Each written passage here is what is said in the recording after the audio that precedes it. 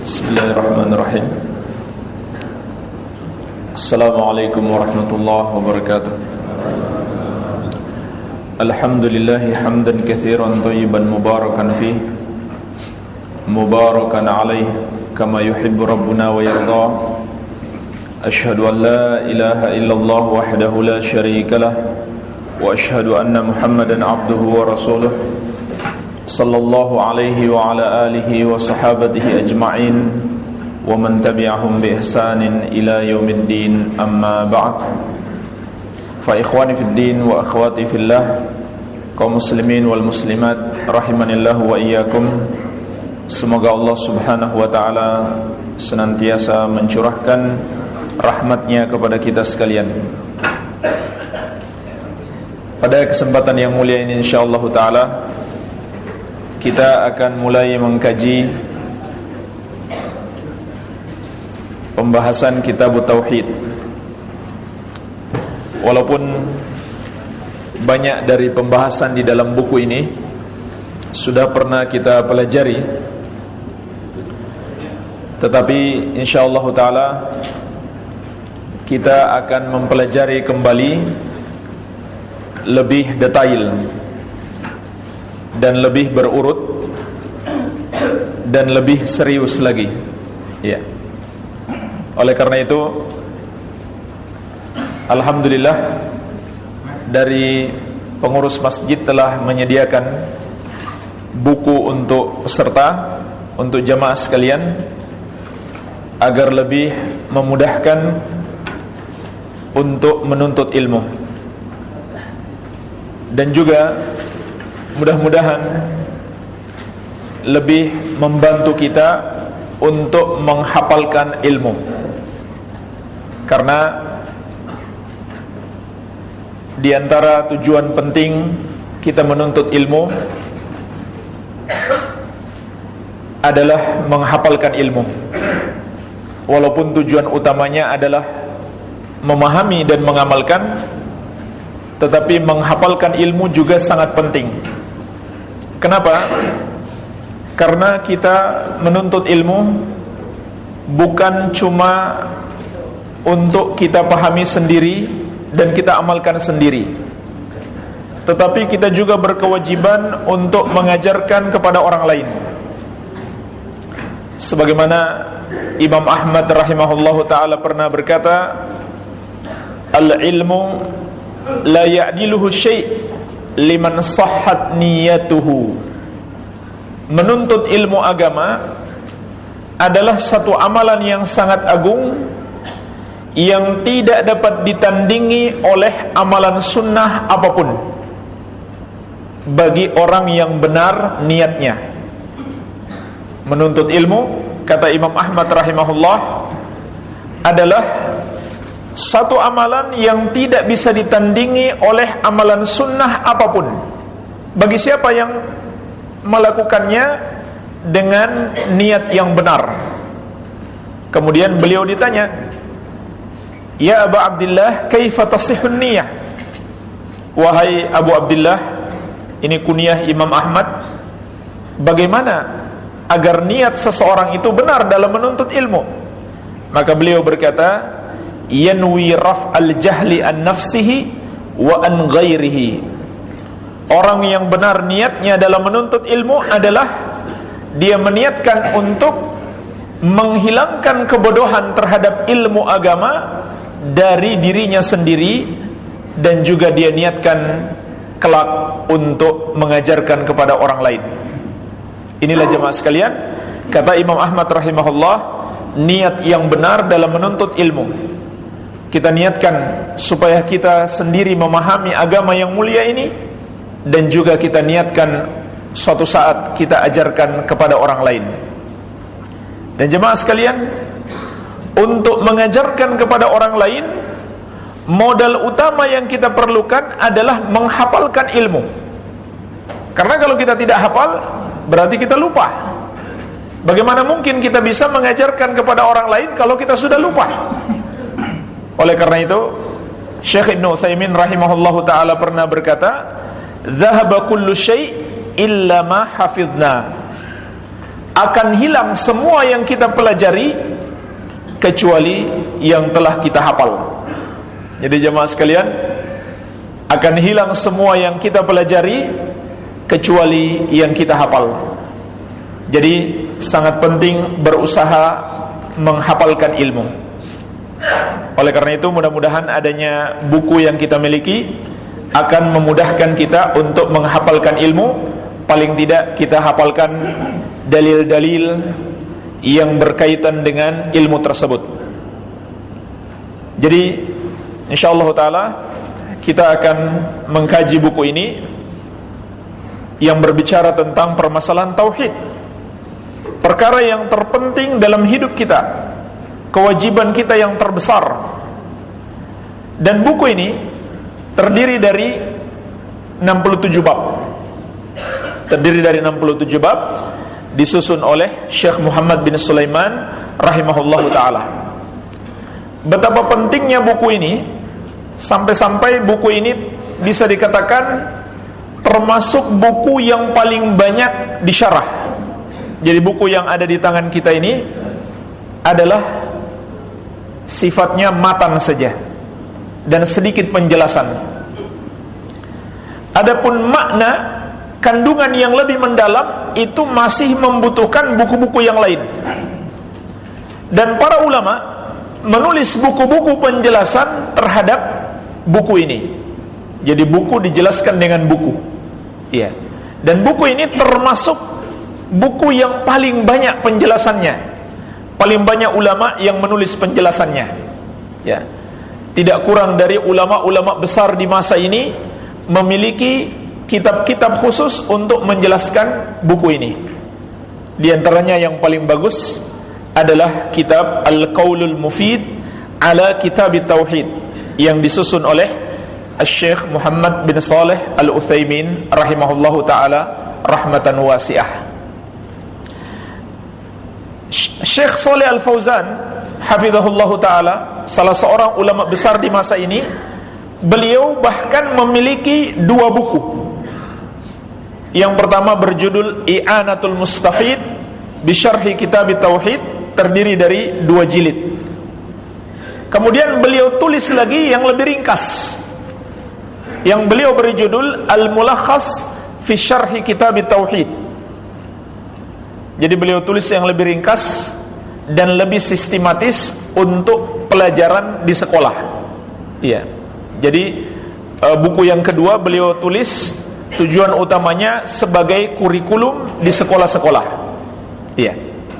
Jadi ini menunjukkan apa? Perhatian para ulama terhadap buku ini.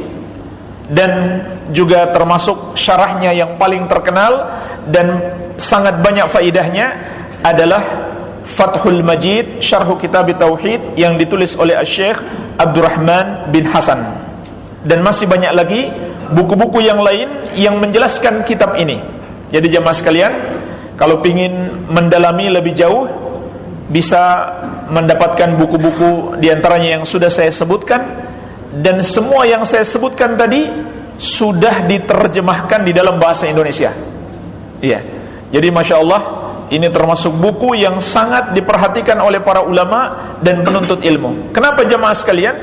Karena di dalamnya terkandung pelajaran utama, landasan utama agama Islam, yaitu tauhid. Mengenal kewajiban mentauhidkan Allah, mengetahui pentingnya tauhid, dan sebaliknya.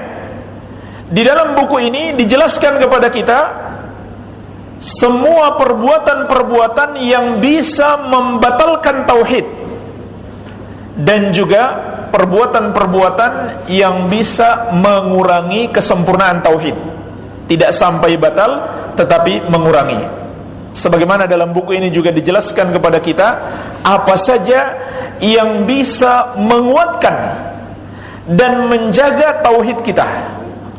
Jadi banyak sekali permasalahan terkait dengan tauhid, dan ini adalah modal utama bagi kita untuk mendakwahkan tauhid.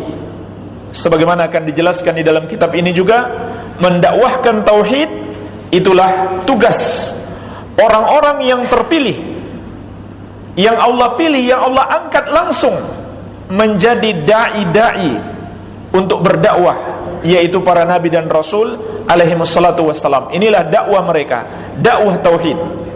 Baik, jemaah sekalian, kita langsung masuk saja. Ini sekilas mukaddimah tentang pentingnya buku ini. Kita langsung masuk saja pada pembahasan buku ini. Buku ini dimulai dengan basmalah, Bismillahirrahmanirrahim. Kenapa dimulai dengan basmalah? Sebagai peneladanan terhadap kitab Allah, Al-Quranul Karim, dimulai dengan basmalah. Dan juga peneladanan terhadap sunnah Nabi sallallahu alaihi wasallam. Nabi kita yang mulia, Nabi Muhammad sallallahu alaihi wasallam, apabila menulis surat, maka beliau mulai dengan bismillah, dengan basmalah, walaupun suratnya untuk orang kafir. Seperti di dalam hadis Bukhari dan Muslim dari Ibnu Abbas radhiyallahu taala anhuma tentang surat Nabi Muhammad sallallahu alaihi wasallam kepada Herakl atau Heraklius, penguasa Romawi. Tertulis di situ, Bismillahirrahmanirrahim, min Muhammadin abdillahi wa rasulih ila Herakl azimir Rum.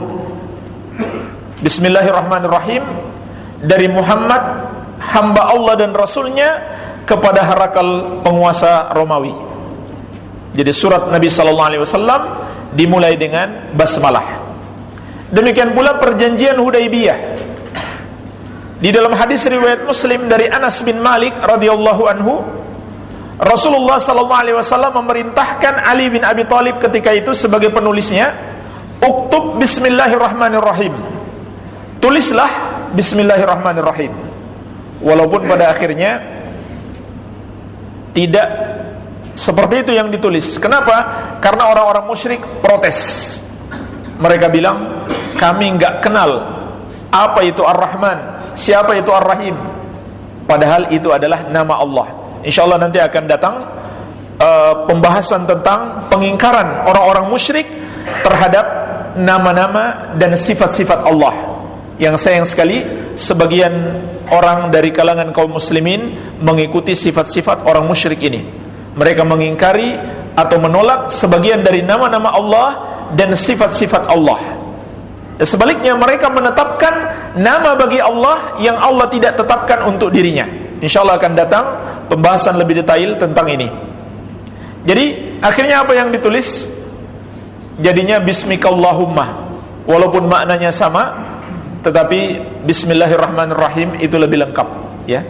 Tetapi masih tetap dimulai dengan Bismillah, ya. Demikian pula para nabi terdahulu, ketika mereka menulis surat-surat juga dimulai dengan basmalah. Di antaranya Allah Subhanahu wa taala menyebutkan tentang Nabi Sulaiman alaihi salam. Dalam surat An-Naml ayat ke-30, Ratu Saba berkata, "Innahu min Sulaiman wa innahu bismillahirrahmanirrahim." Sesungguhnya surat ini berasal dari Sulaiman dan surat ini dimulai dengan bismillahirrahmanirrahim. Ya, jadi disebutkan dalam surat An-Naml ayat ke-30. Jadi bukan saja kebiasaan Nabi kita, Nabi Muhammad sallallahu alaihi wasallam, namun juga kebiasaan para nabi dan rasul terdahulu. Oleh karena itu, para ulama memulai kitab-kitab mereka dengan basmalah. Banyak para ulama memulai kitab-kitab mereka dengan basmalah. Di antaranya kitab yang paling sahih setelah Al-Quran, yaitu Sahih Al-Bukhari, juga dimulai dengan basmalah. Oleh karena itu, Imam Al-Hafidh Ibnu Hajar Al-Asqalani Asy-Syafi'i rahimahullah berkata, "Wa qad istaqarra 'amalul a'immatil musannifin 'ala iftitahi kutubil ilmi bil basmalah wa kadza mu'dhamu kutubir rasail." Dan telah menjadi amalan para imam atau para ulama penyusun kitab di dalam memulai kitab-kitab ilmu, demikian pula risalah-risalah ilmu dengan basmalah, dengan bismillahirrahmanirrahim. Iya. Dan bismillah itu sendiri, jemaah sekalian, ulama menjelaskan Huruf ba itu disebut dengan ba'ul isti'anah. Tatkala seseorang mengucapkan bismillah, maka itu bermakna asta'inu billah. Dia memohon pertolongan kepada Allah. Bismillah artinya adalah asta'inu billah. Aku memohon pertolongan kepada Allah. Ini jemaah sekalian yang harus hadir di dalam hati kita tatkala mengucapkan bismillah. Apa itu? Harapan untuk mendapatkan pertolongan Allah. Kita paham apa yang kita baca. Ini makna bismillah. Dan Allah itu sendiri maknanya adalah al-ma'luhul ma'bud hubban wa ta'ziman, yang disembah dengan penuh cinta dan pengagungan. Itu arti dari kata atau dari nama Allah. Sedangkan Ar-Rahman artinya adalah Dzurrahmatil wasi'ah, pemilik rahmat yang sangat luas. Itu arti Ar-Rahman. Sedangkan Ar-Rahim maknanya adalah Dzurrahmatil wasilah, pemilik rahmat yang mencurahkan rahmatnya kepada hamba-hambanya. Iya. Jadi Ar-Rahman dan Ar-Rahim artinya sama, Dzurrahmah, pemilik rahmat. Tetapi perbedaannya, di dalam Ar-Rahman itu terkandung sifat dzatiyah, yaitu sifat yang senantiasa melekat pada diri Allah, tidak pernah terpisah darinya. Allah Maha Penyayang. Sedangkan di dalam nama Ar-Rahim terkandung padanya sifat fi'liyah, perbuatan Allah, yaitu Allah mencurahkan kasih sayangnya kepada hamba-hambanya. Itu perbedaan nama Ar-Rahman dan Ar-Rahim. InsyaAllah ta'ala akan datang bab yang menjelaskan lebih detail tentang nama-nama dan sifat-sifat Allah subhanahu wa ta'ala. Baik. Kemudian jamaah sekalian, ulama menjelaskan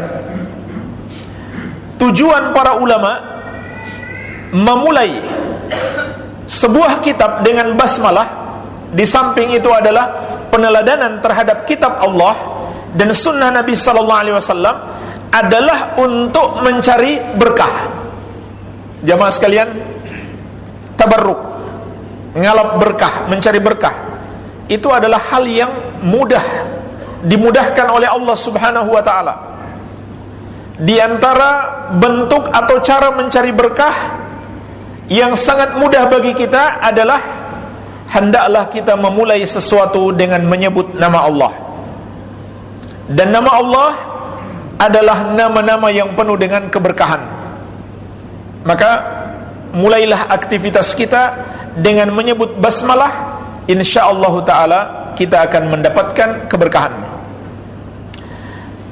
Di dalam hadis yang diriwayatkan Imam Abu Daud dari sahabat yang mulia Usamah bin Umair radhiyallahu anhu, beliau pernah berkata, kuntu radifan Nabi sallallahu alaihi wasallam fa'atharat dabbatuhu. Aku pernah dibonceng oleh Rasulullah sallallahu alaihi wasallam, maka tiba-tiba kendaraan beliau tergelincir. Faqultu ta'isa syaitan, maka aku pun berkata, celakalah setan.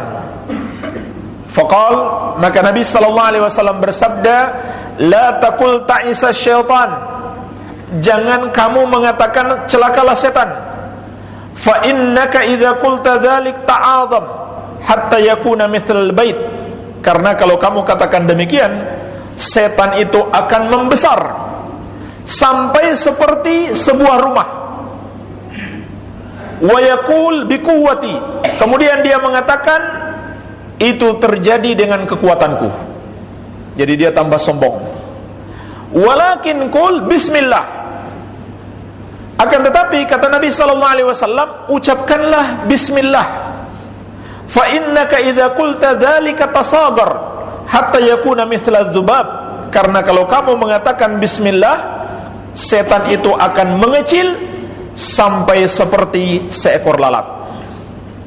Berdasarkan hadis ini, Imam Ibnu Katsir rahimahullah di awal-awal tafsir beliau menjelaskan tafsir basmalah, maka beliau mengatakan, fahadha min ta'thiri barakati bismillah walihadza tustahabbu fi awwali kulli amalin wa qaulin. Hadis ini menunjukkan kepada kita pengaruh keberkahan bismillah.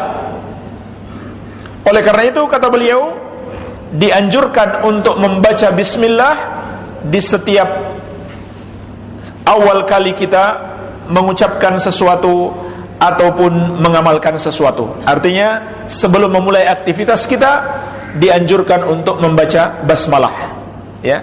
Dan di dalam Al-Quran dan Sunnah kita akan dapatkan keutamaan-keutamaan yang sangat besar apabila kita membaca basmalah atau memohon pertolongan kepada Allah di dalam setiap aktivitas kita. Iya. Jadi jamaah sekalian, inilah beberapa manfaat apabila kita mulai aktivitas kita dengan basmalah. Pertama, itu sebagai bentuk peneladanan terhadap Al-Quran dan Sunnah Nabi Sallallahu Alaihi Wasallam. Yang kedua, untuk memohon pertolongan kepada Allah. Yang ketiga, untuk mendapatkan keberkahan dari Allah. Maka hendaklah kita berusaha untuk selalu meminta pertolongan kepada Allah dengan mengucapkan bismillah pada setiap aktivitas kita. Ya, terutama kalau kita ingin menulis sebuah buku atau menulis sebuah risalah, maka mulailah dengan basmalah. Baik, ini penjelasan ringkas tentang makna basmalah. Kemudian kata penulis, Kitabut Tauhid. Kitab itu secara bahasa artinya adalah maktub, sesuatu yang tertulis. Dan ulama menjelaskan arti kitab adalah ma khutta fil qirtas lihifdhihi, apa yang ditulis di atas kertas untuk menjaganya. Itu definisi kitab, ya, yang disebutkan para ulama. Artinya tujuan daripada kitab, ulama menulisnya adalah untuk menjaga ilmu, agar ilmu ini terjaga dan dapat diamalkan oleh pemiliknya dan dapat disampaikan kepada orang lain. Makanya jemaah sekalian, ulama menjelaskan menghafal ilmu itu ada dua macam, hifdzu kitabin wa hifdzu sadrin. Menghafalnya dengan kitab, dengan buku, dan menghafalnya di dalam dada. Itu dua cara menghafal ilmu. Tadi sudah kita jelaskan pentingnya menghafal ilmu. Semua yang kita pelajari ini akan hilang kecuali yang kita hafal. Iya. Dan tujuan utamanya kita hafal di dalam dada. Kalau istilah kita, hafal di luar kepala. Kalau istilah para ulama, menghafal di dalam dada. Ya. Itu tujuan utamanya. Untuk kita bisa amalkan dan sampaikan kepada orang lain. Tapi jemaah sekalian, dengan buku kita juga dibantu untuk menghafal. Dengan menulis ilmu, kita juga dibantu untuk menghafalkan ilmu. Iya. Makanya ulama dahulu tidak jarang, walaupun hafalannya sangat kuat, tetapi dia juga masih menulis. Walaupun ada sedikit ulama yang sama sekali enggak perlu menulis, dia enggak mau menulis. Kenapa? Karena hafalannya sangat kuat. Ya. Itu ada sedikit, segelintir ulama yang dia sama sekali enggak butuh untuk menulis. Sebab sekali dia dengar, dia enggak akan pernah lupa. Dia hafal terus. Kenapa jemaah sekalian? Karena diantaranya faktor terbesar adalah ketakwaan. Imam Syafi'i rahimahullah ta'ala suatu hari pernah mengeluh kepada gurunya, Imam Al-Waqi, tentang hafalannya. Kenapa sekarang sudah agak mudah lupa? Maka apa kata Imam Waqi? Imam Asy-Syafi'i rahimahullah ta'ala merangkai nasihat gurunya di dalam bait-bait syair. Kata beliau, syakautu ila waqi'in su'a hifdhi fa arsyadani ila tarkil ma'asi wa akhbarani bi anna al-ilma nurun wa nurullahi la yuhda li'asi. Aku pernah mengeluhkan buruknya hafalanku kepada Waqi'. Kemudian beliau membimbingku untuk meninggalkan maksiat, dan beliau mengabarkan kepadaku bahwasannya ilmu itu adalah cahaya, dan cahaya Allah tidak akan diberikan kepada orang yang suka maksiat. Iya. Jadi ini kunci utama untuk menghafal ilmu. Makanya ulama dahulu ada beberapa ulama yang sama sekali nggak menulis karena hafalannya begitu kuat, dia nggak butuh untuk menulis. Namun kebanyakan ulama walaupun hafalannya sudah kuat, tetap saja mereka menulis. Tetap saja mereka menulis. Ya. Apa yang mereka dengarkan di majelis, apa yang perlu dicatat, mereka catat. Itu para ulama dahulu. Ya. Tapi sekarang masya Allah, ya, banyak yang sangat kuat hafalannya sehingga nggak perlu menulis. Ya. Dan juga jemaah sekalian, manfaat kita menulis bukan hanya untuk kita, tapi anak kita kelak bisa baca juga. Dan di rumah kita bisa mengulang apa yang kita pelajari. Tentu untuk kita amalkan dan kita sampaikan kepada orang lain. Iya. Jadi ini tujuan utama daripada kitab, untuk menyimpan ilmu, untuk menghafalkan ilmu. Baik. Kemudian makna tauhid itu sendiri secara bahasa, tauhid itu berasal dari kata wahhada yuwahhidu tauhidan, yang artinya adalah ja'lu syai' wahidan, menjadikan sesuatu itu satu, atau dalam bahasa kita mengesakan. Itu arti tauhid secara bahasa. Iya. Arti tauhid secara bahasa. Adapun makna tauhid secara istilah, ringkasnya adalah ifradullahi ta'ala bil ibadah, mengesahkan Allah subhanahu wa ta'ala di dalam ibadah. Ini hakikat tauhid, mengesahkan Allah di dalam peribadahan, tidak dipersekutukan dengan sesuatu apapun. Dan ulama menjelaskan tauhid ini memiliki dua rukun. Barang siapa mengamalkannya, maka berarti dia telah mengamalkan tauhid. Barang siapa tidak mengamalkan satu saja dari dua rukun tersebut, dia bukan orang yang bertauhid. Artinya dia bukan orang yang beriman. Kalau sebelumnya dia sudah beriman, kemudian dia tidak mengamalkan lagi satu dari dua rukun tauhid, maka statusnya berubah menjadi murtad, keluar dari Islam. Apa itu rukun tauhid? Dua rukun tauhid jamaah sekalian. Yang pertama adalah an-nafyu, penafikan. Apa yang dimaksud dengan penafikan? Maksudnya adalah menyalahkan, mengingkari, dan meyakini semua sesembahan selain Allah adalah batil, tidak pantas untuk disembah. Dan itulah kandungan makna kalimat la ilaha. Bagian yang pertama dari kalimat tauhid, kalimat tauhid la ilaha illallah, bagian yang pertama adalah la ilaha, terkandung padanya rukun an-nafyu, penafikan. Kemudian yang kedua adalah al-itsbat, penetapan. Maksud penetapan itu adalah meyakini hanya Allah satu-satunya yang patut untuk disembah. Itulah makna kalimat illallah. Oleh karena itu ulama menjelaskan kalimat la ilaha illallah artinya adalah la ma'budu haqqun illallah. Tidak ada yang berhak disembah kecuali Allah. Tidak ada yang berhak disembah kecuali Allah. Kalau kita mengatakan la ilaha illallah, tiada sesembahan selain Allah, itu masih kurang tepat. atau tiada Tuhan selain Allah, itu masih kurang tepat. Kenapa? Karena Tuhan yang disembah selain Allah ada, bahkan banyak.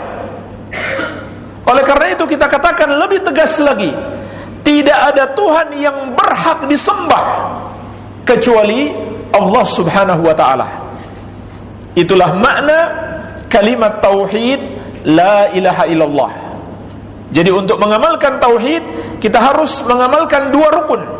Yang pertama, menyalahkan segala macam bentuk penyembahan kepada selain Allah. Yang kedua, meyakini hanya Allah subhanahu wa ta'ala satu-satunya yang patut disembah. Maka kita tidak boleh mempersembahkan satupun ibadah kepada selain Allah subhanahu wa ta'ala. Barang siapa yang meyakini ada selain Allah yang boleh disembah, maka berarti dia telah menyekutukan Allah. Terserah dia mau beralasan dengan apapun. Mau alasan itu hak asasi manusia, mau alasan itu sudah dijamin undang-undang, maka dia orang yang menyekutukan Allah. Tidak ada bedanya. Siapa yang meyakini boleh menyembah selain Allah sesuai hak masing-masing orang, maka dia musyrik. Kenapa? Karena dia tidak mengamalkan tauhid.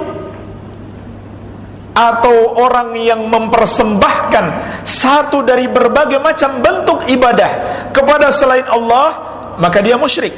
Dan insyaallah ta'ala di dalam buku ini akan dijelaskan kepada kita secara detail macam-macam ibadah, jenis-jenis ibadah. Karena tidak sedikit orang yang terjerumus dalam kesyirikan karena dia tidak paham bahwa apa yang dia lakukan ini adalah sudah beribadah kepada selain Allah. Ini yang sering terjadi. Contohnya jemaah sekalian, orang yang berdoa kepada selain Allah, misalkan datang di tempat-tempat keramat atau di kuburan-kuburan yang mereka anggap keramat, kemudian mereka berdoa kepada penghuni yang ada di tempat tersebut. Ini adalah syirik besar. Tetapi mereka tidak mengakuinya dan tidak menyadarinya. Kenapa? Karena mereka pikir itu bukan ibadah. Padahal Rasulullah SAW menegaskan ad-du'a huwal ibadah. Doa itu adalah ibadah. Dan masih banyak lagi jemaah sekalian. Ketidaktahuan terhadap jenis-jenis ibadah telah menjerumuskan banyak orang di dalam perbuatan kesyirikan dan kekufuran. Ini termasuk yang memakan banyak bab di dalam kitab ini, penjelasan tentang macam-macam ibadah, agar kita tidak persembahkan satu dari berbagai macam bentuk ibadah tersebut kepada selain Allah subhanahu wa ta'ala. Iya, jemaah sekalian, inilah muqaddimah ringkas kitab Tauhid. InsyaAllah ta'ala pembahasan dalil yang pertama kita mulai pada pertemuan yang akan datang. Mungkin sampai di sini. Sebelum kita tutup, barangkali ada tanya jawab, saya persilahkan.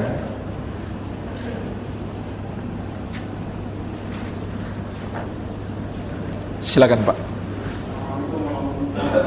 Waalaikumsalam warahmatullahi wabarakatuh.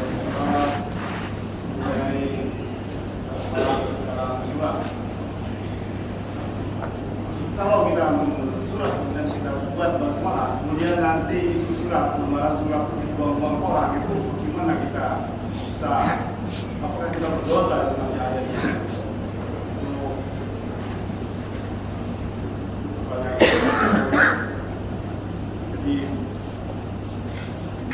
Jadi apa namanya, kita sering lihat, karena dalam surat undangan Bismillah itu juga atau dibuang di sampah gitu. Nah ini kira-kira gimana? Baik. Apabila kita menulis surat, kemudian kita kirimkan kepada orang lain, lalu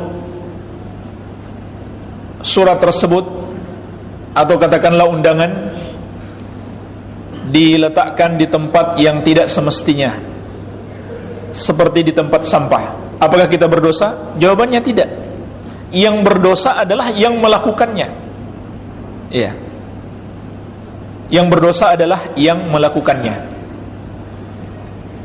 Satu buku atau satu lembaran yang di situ terdapat nama Allah sudah sepatutnya dimuliakan. Makanya nggak boleh kita bawa masuk ke dalam WC, ya, ke tempat-tempat kotor. Tidak boleh juga posisinya misalkan di bawah. Makanya hindarkan jamaah sekalian meletakkan buku di lantai, ya, buku yang di situ ada nama Allah, ada ayat-ayat Allah, ada hadis Nabi Sallallahu Alaihi Wasallam, hindarkan diletakkan di lantai, ya. Apalagi diletakkan di bawah tempat duduk kita, ya. Ada sebagian kursi itu tempat buku, tempat tas, justru di bawah tempat duduk, ya. Ini tidak patut. Nama Allah, ayat-ayat Allah dan hadis Nabi Sallallahu Alaihi Wasallam sudah sepatutnya dimuliakan. Dan orang yang memuliakan syiar-syiar Allah termasuk orang yang bertakwa, bahkan dia memiliki hakikat ketakwaan. Sebagaimana firman Allah, "Wa may yu'azzim sya'airallah fa innaha min taqwal qulub." Barang siapa yang memuliakan syiar-syiar Allah, maka sungguh itu berasal dari ketakwaan hati. Ya. Jadi jamaah sekalian, orang yang memiliki ketakwaan hati, memiliki keimanan yang kuat, maka dia tidak akan merendahkan syiar-syiar Allah, selalu dia muliakan. Maka yang berdosa adalah yang menghinakannya. Adapun yang menulis surat dengan basmalah, dia malah mengikuti sunnah. Ya. Kalau orang yang dikirimi surat kemudian dia letakkan sembarangan, maka dialah yang berdosa. Ya. Makanya ada baiknya juga kalau dia belum paham kita ingatkan. Ya. Ada sebagian buletin itu bagus saya lihat, ditulis di situ peringatan jangan diletakkan sembarangan, ya kan? Ada buletin-buletin Jumat. Kadang dimainkan oleh anak-anak. Ini harus diingatkan anak-anak kita. Ya, buletin Jumat dibikin pesawat-pesawat kertas itu dilempar-lempar. Ya, ini harus kita ingatkan.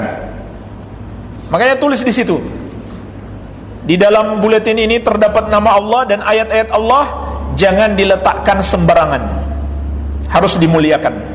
Ya. Dan ada solusi kalau ini sudah dalam kondisi merepotkan, ya, atau kita khawatir kita punya banyak lembaran, atau katakanlah mushaf Al-Quran yang sudah rusak, ya, mungkin sudah lama, atau mungkin sebagian sudah dimakan rayap, sudah rusak. Solusinya adalah dibakar. Lebih baik dimusnahkan daripada dilempar di tempat sampah. Lebih baik dimusnahkan, ya. Jadi enggak kelihatan lagi nama Allahnya, musnah sudah. Dan itu yang dilakukan oleh para sahabat di masa Utsman bin Affan radhiyallahu anhu. Mereka satukan mushaf dan mushaf-mushaf yang lain dengan bahasa-bahasa yang lain, dengan agak beda-beda sedikit, yang dikhawatirkan bisa menyebabkan kaum muslimin itu terpecah belah. Maka mushaf-mushaf yang lain itu dibakar oleh para sahabat Rasulullah sallallahu alaihi wasallam. Iya. Jadi itu solusinya. Kalau nggak bisa simpan baik-baik, maka dibakar, jangan dibuang. Jangan dibuang di tempat sampah atau dibuang di tempat sembarangan. Itu namanya tidak memuliakan nama Allah yang ada di situ. Barangkali demikian Pak, wallahu alam. Ya. Silakan Pak. Assalamualaikum warahmatullahi wabarakatuh. Waalaikumsalam warahmatullahi wabarakatuh. Bagaimana hukumnya pengusaha muslim yang membuat toko buku, tapi di dalamnya juga dijual buku-buku musyrik di samping buku-buku Islam? Dan bagaimana hukumnya kita yang berbelanja di situ ingin membeli buku Al-Quran misalnya, tapi ternyata di sebelahnya juga ada Injil yang sudah tidak original lagi. Baik. Barang siapa yang menjual buku-buku yang mengandung kesyirikan dan kekufuran, maka Ini adalah dosa yang sangat besar. Termasuk dalam firman Allah, wala ta'awanu 'alal itsmi wal udwan. Janganlah kalian tolong menolong dalam perbuatan dosa dan permusuhan. Siapa yang menjual buku-buku yang mengandung kesyirikan dan kekufuran ataupun kesesatan yang lainnya yang tidak diajarkan oleh Nabi sallallahu alaihi wasallam, maka berarti dia telah melakukan tolong-menolong di dalam dosa. Tolong-menolong di dalam menyebarkan kesesatan. Ya. Dan kalau dia menyebarkan buku kesyirikan dan kekufuran itu atas dasar dia ridho dengan kesyirikan dan kekufuran, ini bukan sekedar dosa besar lagi. Ini termasuk kesyirikan dan kekufuran itu sendiri. Ya, tadi sudah kita jelaskan makna kalimat la ilaha illallah adalah mengingkari kesyirikan, mengingkari penyembahan kepada selain Allah. Sekarang dia enggak mengingkari, malah ridho dengan kesyirikan dan kekufuran tersebut. Kalau dia menyebarkan buku-buku itu karena keridhoannya terhadap kesyirikan dan kekufuran, maka dia juga musyrik. Tapi kalau alasannya hanya karena duniawi, ingin dapat keuntungan, maka tidak diragukan lagi, ini adalah dosa yang sangat besar. Iya. Jadi tidak boleh kita menyebarkan apakah dengan cara menjual atau memberikan hadiah, kecuali buku-buku yang mengajarkan kebaikan. Ya. Dan itu berarti merusak masyarakat. Artinya dosanya itu bisa jadi berkali-kali lipat. Karena Nabi sallallahu alaihi wasallam bersabda, "Man da'a ila dhalalatin kana lahu minal itsmi mithlu athami man tabi'ahu la yanqusu dzalika min athamihim syai'an." Siapa yang mengajak kepada kesesatan, maka dia akan mendapatkan dosa orang-orang yang mengikutinya tanpa mengurangi dosa mereka sedikit pun. Jadi dia yang menyebarkan kesesatan melalui buku. Sama saja jamaah sekalian, kita sebarkan melalui status Facebook kita atau melalui broadcast WhatsApp atau BBM, sama saja. Ya. Kita sebarkan sesuatu yang bertentangan dengan syariat, sama saja itu artinya kita mengajak manusia melakukan kesesatan.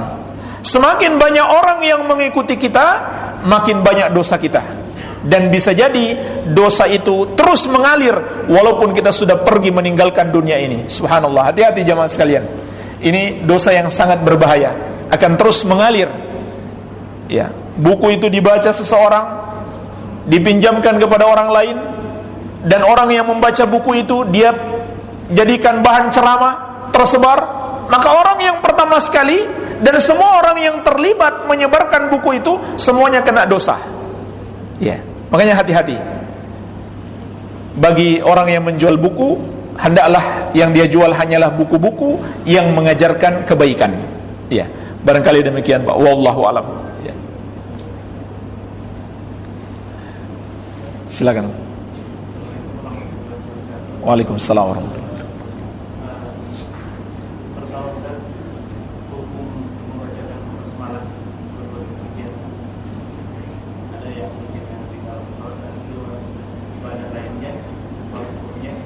Di dalam sholat dan di luar sholat. Iya. Dan kemudian pada setiap acara-acara mungkin kita kenal ada kemaksiatan di dalamnya. Mengawali acara-acara itu biasanya ada diambil dengan agak keagamaan sedikit, dengan mengucapkan dengan acara semuanya dan mengucapkan kesimpulan bersemalam Bismillahirrahmanirrahim, dan acara di dalamnya adalah nyanyian-nyanyian atau yang sebagainya tentang manusia. Baik. Yang pertama, tadi sudah kita jelaskan dari penjelasan Imam Ibnu Katsir rahimahullah. Kata beliau, disunahkan dalam setiap aktivitas membaca bismillah, apa saja, baik ucapan maupun perbuatan. Ini sunnah berlaku umum. Tetapi ada kegiatan-kegiatan khusus yang ucapan bismillahnya bermacam-macam. Ya. Contohnya apa? Ketika kita menyembelih hewan, itu bukan bismillahirrahmanirrahim yang kita ucapkan, tapi apa? Bismillahi wallahu akbar. Iya. Demikian pula ketika kita keluar dari rumah, bismillahi tawakkaltu 'ala Allah. Iya. Jadi apabila ada dalil khusus yang menjelaskan pada satu aktivitas khusus, maka kita amalkan yang khusus itu. Tapi kalau tidak ada dalilnya, maka boleh kita amalkan secara umum bismillahirrahmanirrahim atau bismillah saja. Iya. Jadi ada khususnya dan umumnya.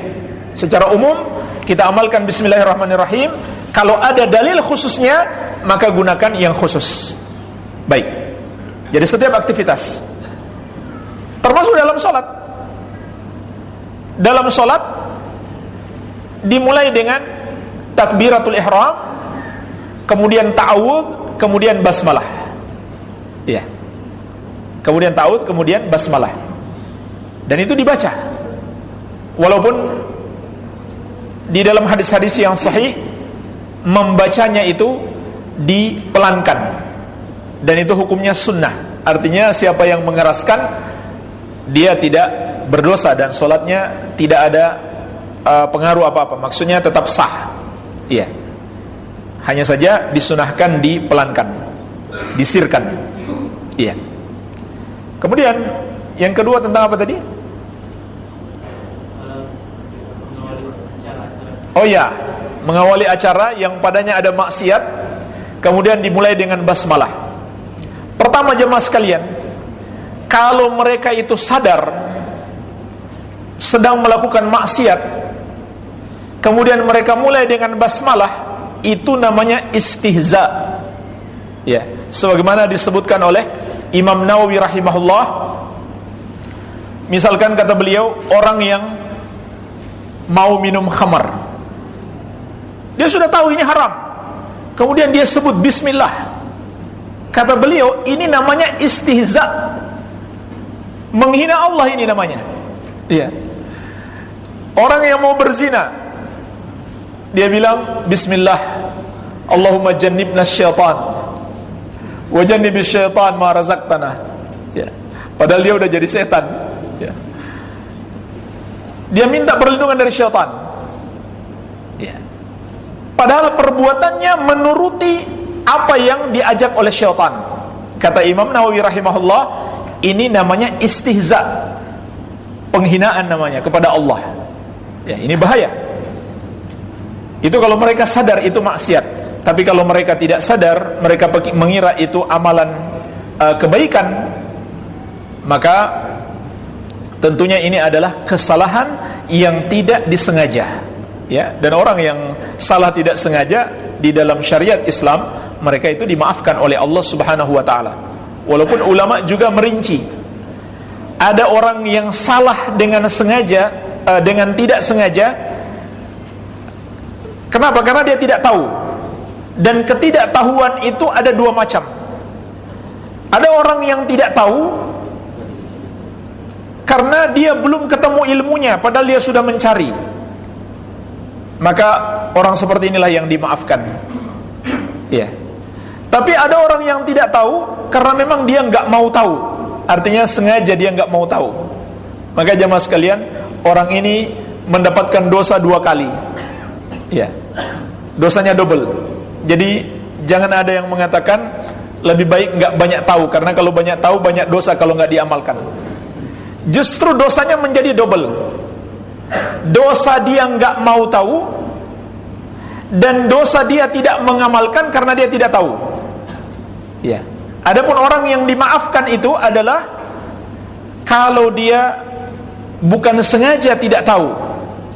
Dia sudah berusaha menuntut ilmu, tapi belum sampai di situ pelajarannya. Orang seperti ini kalau dia salah, maka Allah berikan pemaafan. Ini tercakup dalam makna firman Allah, Rabbana la tu'akhidna in nasina aw akhtana. Wahai Rabb kami, janganlah engkau hukum kami apabila kami lupa atau kami tersalah. Tersalah itu artinya tidak sengaja karena belum tahu ilmunya. Dan di dalam hadis qudsi Allah Subhanahu wa taala telah menjawab doa ini, Allah mengabulkannya. Ya, Allah mengabulkan doa orang-orang yang beriman ini. Rabbana la tu'akhidna in nasina aw akhtana. Ya. Jamaah sekalian, mungkin ini saja yang bisa saya sampaikan pada kesempatan kali ini. Semoga ada manfaatnya. Lebih dan kurangnya saya mohon maaf. Subhanakallahumma bihamdik, asyhadu an la ilaha illa anta, astaghfiruka wa atubu ilaik. Wa sallallahu ala nabiyyina Muhammadin wa alihi wasallam. Walhamdulillahirabbil alamin. Wassalamu alaikum warahmatullahi wabarakatuh.